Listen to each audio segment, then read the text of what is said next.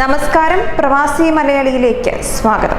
Saudi അറേബ്യയുടെ മധ്യ കിഴക്കൻ പ്രവിശ്യകളിൽ ഇടിമിന്നലോടുകൂടിയ ശക്തമായ മഴയും ആലിപ്പഴ വർഷവും.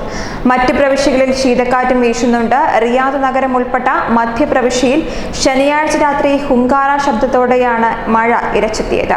കൂടെ ആലിപ്പഴ വർഷവും ഉണ്ടായി. ഇടിമിന്നലിന്റെ അകമ്പടിയുമായാണ് മഴയെത്തിയത്. പല ഭാഗങ്ങളിലും രാത്രി മുഴുവൻ മഴ പെയ്തു.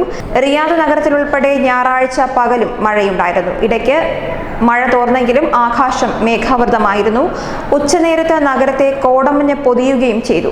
താപനില നന്നായി താഴ്ന്നു. വെള്ളി, ശനി ദിവസങ്ങളിൽ തണുപ്പ് പൂർണ്ണമായി മാറുകയും ഉഷ്ണനില ഉയരുകയും ചെയ്തിരുന്നു.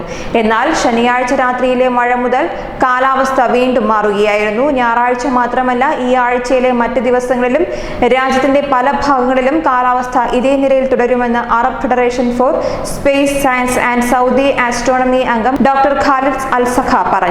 റിയാദ് നഗരത്തിന്റെ അന്തരീക്ഷമാകെ നനഞ്ഞ അവസ്ഥയിലാണ് തുടരുന്നത്. മഴയ്ക്ക് വേണ്ടി പ്രാർത്ഥിക്കണമെന്നും നമസ്കാരം നിർവഹിക്കണമെന്നും കഴിഞ്ഞയാഴ്ചയാണ് സൗദി ഭരണാധികാരി സൽമാൻ രാജാവ് ആഹ്വാനം ചെയ്തിരുന്നത്. അതനുസരിച്ച് ഇക്കഴിഞ്ഞ വ്യാഴാഴ്ച രാജ്യമാകെ മഴയ്ക്ക് വേണ്ടിയുള്ള നമസ്കാരം നിർവഹിക്കുകയും ചെയ്തിരുന്നു.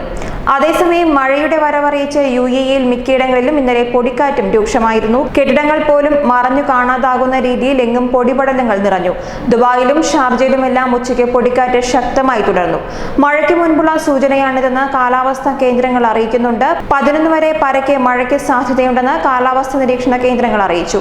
മർദ്ദം കുറയുന്നത് മൂലം കാറ്റ് ശക്തമായതോടെയാണ് പൊടിപടലങ്ങൾ എങ്ങും നിറയുന്നത്. ദൂരക്കാഴ്ച കുറയുമെന്നതിനാൽ വാഹനയാത്രികർ ശ്രദ്ധിക്കണമെന്നും മുന്നറിയിപ്പിൽ പറയുന്നു. ന്യൂസ് ഡെസ്ക്, പ്രവാസി മലയാളി.